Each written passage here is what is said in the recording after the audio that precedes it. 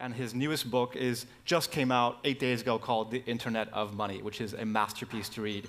Please help me welcome Andreas Antonopoulos.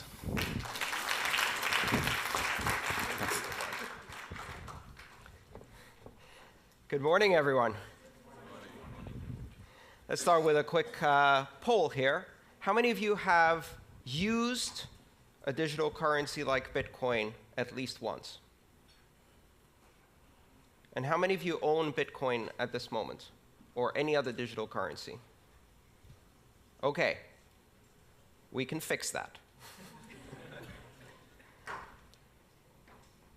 If you like, later on today, come find me. I would be delighted to demonstrate to you how to set up a Bitcoin wallet on your smartphone, and I will give you your first fraction of a Bitcoin, not a whole Bitcoin, and show you how a transaction works.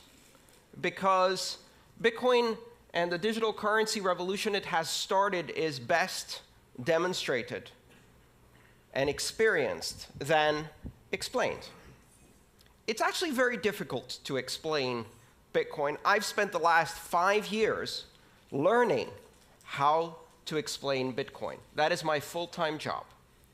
Unfortunately, the developers keep making new stuff, which I then have to explain all over again. So, for a moment, forget everything you think you know about Bitcoin. Forget everything you've heard about blockchain, and let's start from basics.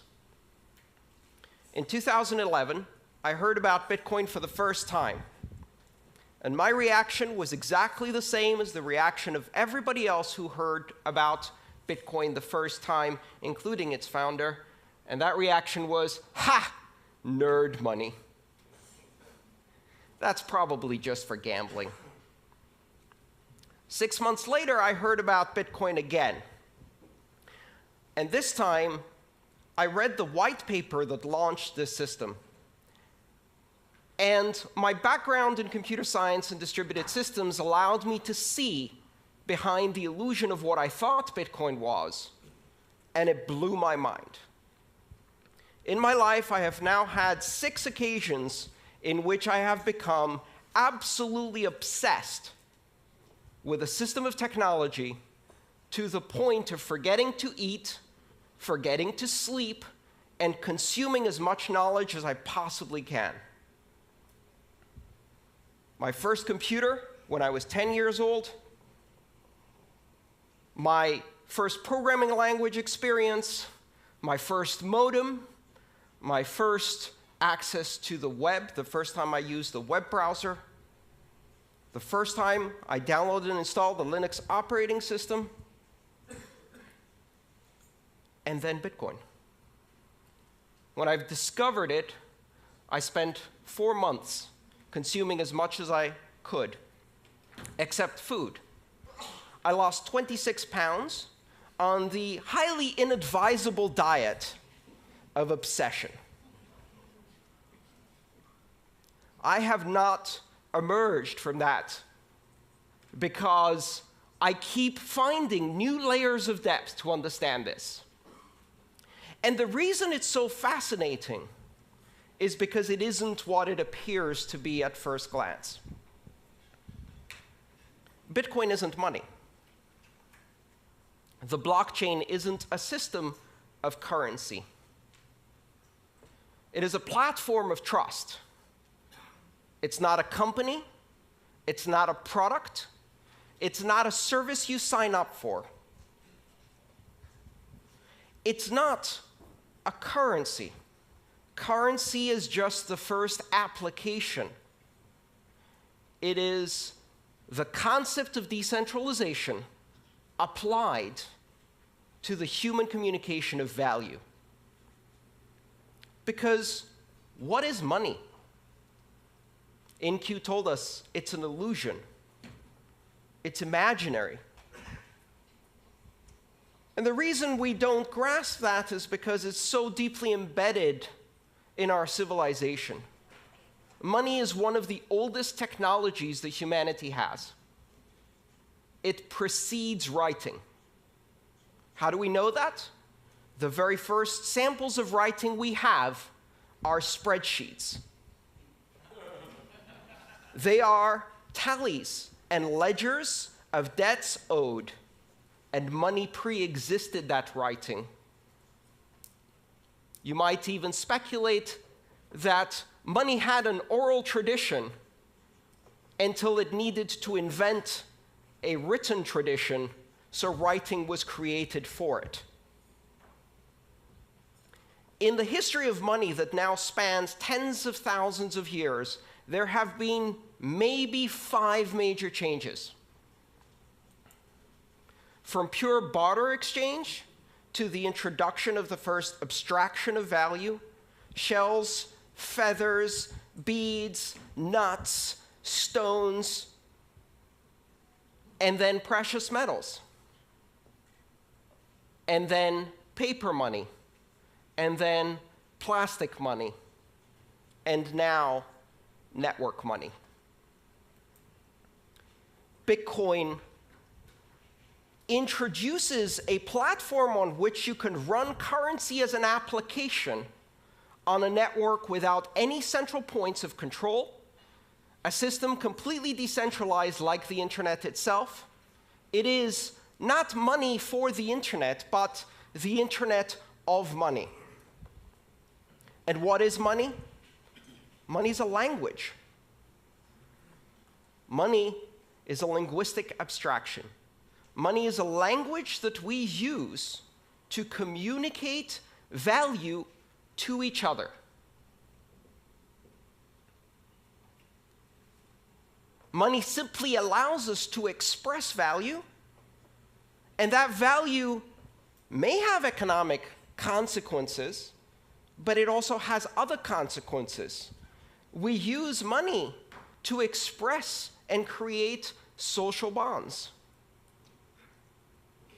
and relationships and associations and to create organization. Bitcoin is the first system of money that is not controlled by any entity, that is completely decentralized. And what that does is it introduces the very same things that the internet brought to communication. If money is speech, if money is a language, and you disconnect it from all other media, and you make it pure speech, pure content, an internet content type, a protocol designation, money over IP, it completely separates it from all of these previous notions of nations, sovereign issuers, institutions that control. And so we go from institution-based money to network-based money. And of course, everyone will welcome this with open arms. Not a chance. What do you think they said the first time someone was presented with a gold depository certificate instead of a gold coin? They said, "That's not money. Go away." What do you think happened in 1950, the first time someone showed up at a motel and presented their Diners Club membership card and said, "I'll pay with this piece of paper"? That's not money. Go away. And now we're on the verge of a new transformation of money. We're on the verge of creating the first completely global, completely borderless, completely decentralized, and completely open form of money. One where you can build applications because this money is programmable. And you don't need to ask anyone's permission to launch an application any more than you need to ask permission to launch an application on the internet. And the only requirement to have a successful application on the Internet of Money is 2 interested participants. That is your market segment, and you have an application. and 1 million applications will flourish. When you push innovation to the edges of the network, when you remove the requirement for permission, what happens? Exponential explosion in innovation. The applications that could not be built on the old systems of money because they required permission, because they required a significantly large market segment, because they required adoption by many in order to be available at all. Now, none of those requirements exist. Anyone in the world can download an application or use even a feature phone with text messaging and immediately acquire the same powers that institutions of banking have today. And when I say anyone, that's only scratching the surface.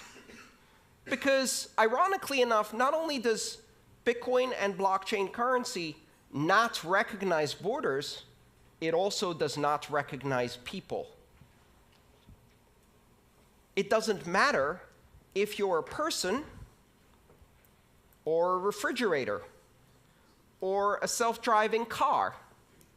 Throughout the history of money, ownership of currency required personhood, either as an individual or as an association of individuals in a corporation. Bitcoin can be owned by machines. Bitcoin can be owned by software agents. Machines can pay each other. And that is not just about economic activity. It's the basis for market-based security systems. It's the basis for creating bonds of authentication between devices. It's the basis of new applications that have never been done before. Bitcoin and blockchain technology unifies the systems of money. Today, we have systems of money for small payments, systems of money for large payments. We have systems of money for payments between individuals. We have systems of money for payments between companies. We have systems of money for payments between governments.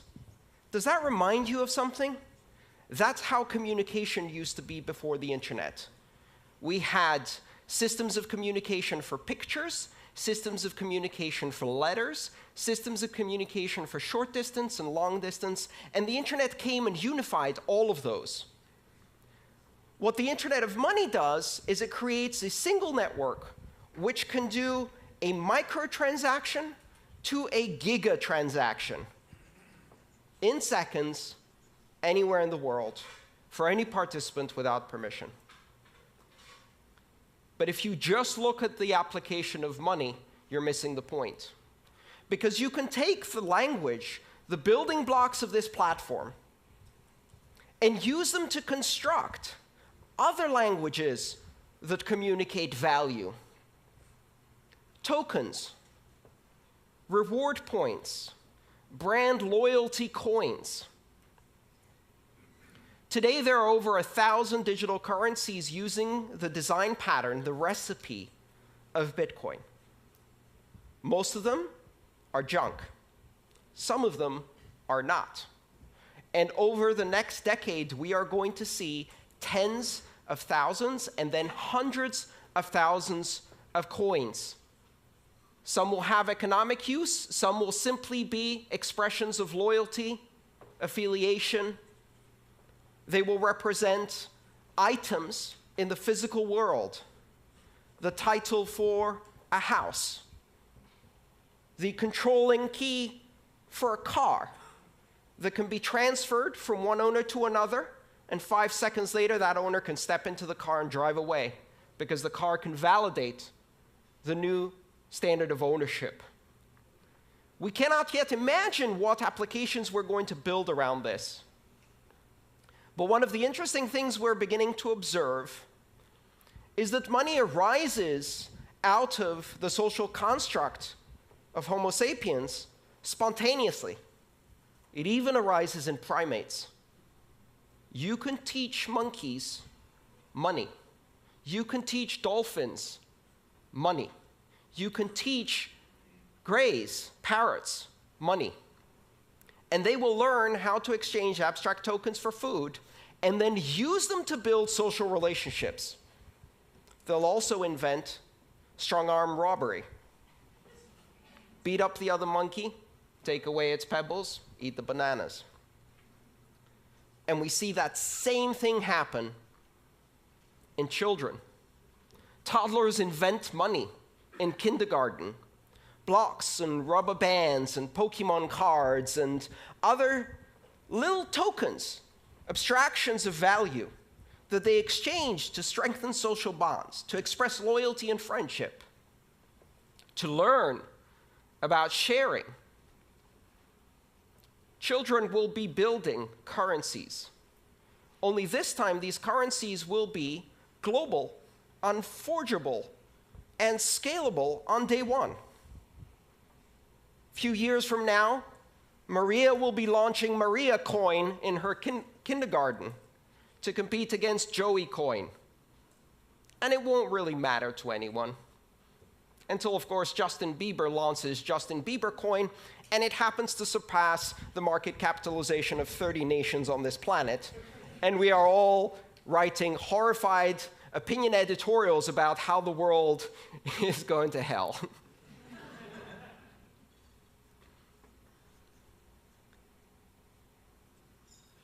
What's happening with this technology is astonishingly deep. And for certainly some of the companies in this room, it's a bit scary. Banking has never been the most innovative sector in the world because there is a very careful balance between innovation and the conservative fiduciary duty that exists in banking, that must exist when you control other people's money. And yet with Bitcoin, you don't control other people's money. In Bitcoin, I control my money. I have complete and total authority over my Bitcoin. It cannot be seized, it cannot be frozen, it cannot be censored, my transactions cannot be intercepted, and they cannot be stopped. And I can do so with almost complete anonymity, and so can anyone 5 minutes after they download an application, and money has changed forever, and banking has changed forever. The idea that you can proceed in the industry of money, in the industries of commerce, and maintain the same conservative attitude that has existed now for centuries, ever since merchants in Venice and Amsterdam started issuing depository certificates and providing banking services. That is gone. That is gone. You cannot operate closed systems that have borders and require permission to join at a rate of innovation that is controlled by the most conservative tendencies within your organization, because now you are competing with a technology that enables exponential growth, exponential innovation at the edges without permission by anyone in the world. And it's not about anyone in this room. Why? We represent the privileged elite. I can go onto a brokerage account, open it up online, and be trading on the Tokyo stock market within 12 hours in yen. That is the privilege that I have. 1.5 billion people have that privilege. 6 billion people can operate mainly in one currency and perhaps have some basic banking services. 4 billion people are significantly underbanked, and an astonishing 2.5 billion people are completely unbanked. They will leapfrog. They will never have a relationship with a bank. Every single child born today will never have a bank account. They will have a bank app. A bank app that doesn't give them an account, a bank app that makes them a banker, an international banker in an app. They will not be permitted to open a bank account until they're 16 years old. By that time, I hope they will have at least 6 or more years of experience with digital currencies.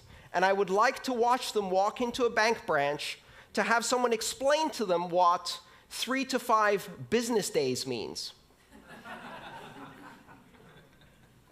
It is highly likely the children born today will never get a driving license because they'll have self-driving cars, but they will also never use paper money. Because by the time they get to an age where they really start using money, there is no paper money. It will seem as anachronistic as a fax machine or horse and buggy seems to us. Exponential innovation on a global basis, giving access to the other 6 billion. They have enormous need, and this system offers them a solution. It's not ready yet. It's nascent. It's complex. It's impossible to use for most people. In 1989, I sent my first email. In order to do so, I had to compile a version of the Unix mail program using a C compiler and Unix command line skills. I had to set it up on the command line, type out my email, and that email was transmitted across the great internet in an astonishing 3 days. Exactly 20 years later, my mother replicated that experience with a swipe. Bitcoin today and all of the currencies that are built on that recipe are just at the same level that the internet was in 1991. Only now we have the internet. And so the rate of exponential growth has already started. The innovation is growing at an astonishing rate. I spend every single day full-time trying to keep up with Bitcoin. Just one currency, and it's almost impossible. Do not underestimate this. Do not listen to the people who tell you that Bitcoin is just for pornographers, terrorists, drug dealers, and gamblers. Remember that they said the exact same thing about the internet. And when you give it to 2 or 3 billion people, they're not interested in those things. They're interested in sharing cat videos. And now we have an internet of 1 billion cat videos. When you take digital currency mainstream and give it to the 4 billion people who have been isolated from international finance and commerce, and you give them the opportunity to control their money against despotic governments and corrupt banks that are stealing from them, you give them the opportunity to control their future. You give them the opportunity to transact with everyone in the world, to own title on their own property in a fully transferable digital token that is recognized everywhere.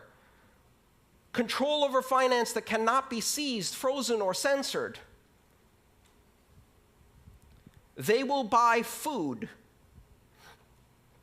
healthcare, sanitation, education, shelter, because that's what we do. And they will not be denied this technology. Do not underestimate where this is going. The Internet of Money was launched on January 3rd, 2009. It's coming. It's coming faster than you can imagine. It's deeper than you can fathom. It's more sophisticated than you can immediately understand. It takes years of study just to see all of the implications. And it is a gift to the entire world, a technology that represents the 6th greatest innovation in the technology of money, the most ancient technology of our civilization. Thank you.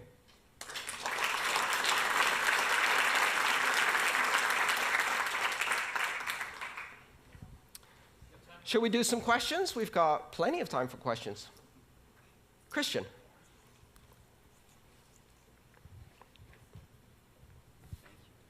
What determines the buying power of the currency?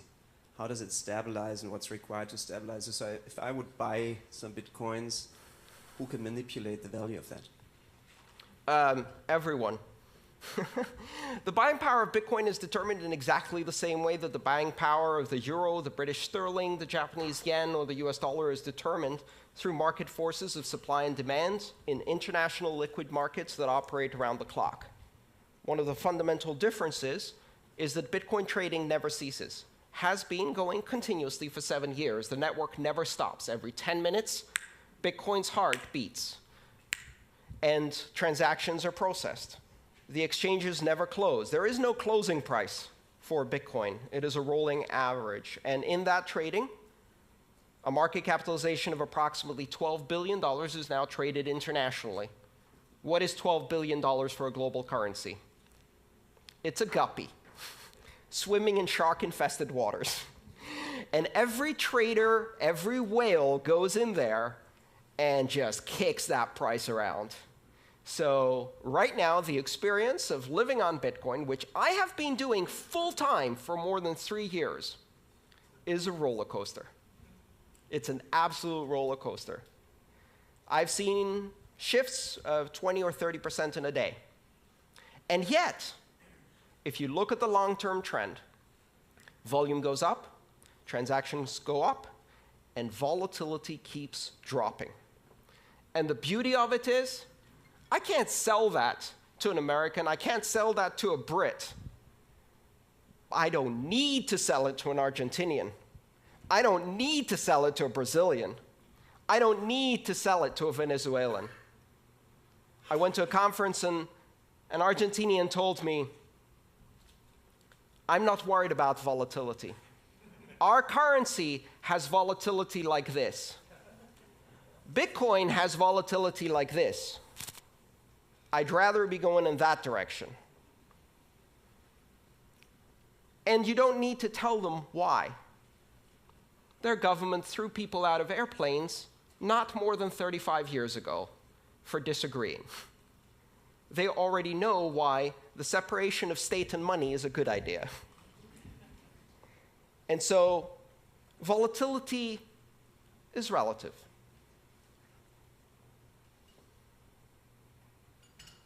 Any other questions? Come on. Yeah. Let's get a microphone to you. 1 second. Yeah, okay, so only one short. Sorry. Where are we? There you are. Sorry. Thanks. Great speech. Obviously, it sounded a little bit like one side of the coin. So we also read all these, big hacks, and I don't know, on Bitfinex, I think they stole 40% of the money. I think also this autonomous organization have been hacked, and all these things. Can you just reflect a little bit on the dark side of those aspects that might not win our full trust into this evolution? Absolutely. The steering wheel was not invented until 30 years after the automobile was introduced. Why? Because the first automobiles had 2 leather straps that you pulled left or right to move the car, to steer the car.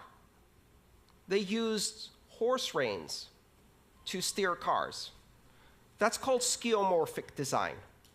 It means keeping a shadow of the former past in your new system, failing to see the new dimension, and replicating the past. Here's a currency that is not centralized, where your money is your money. Your keys, your money.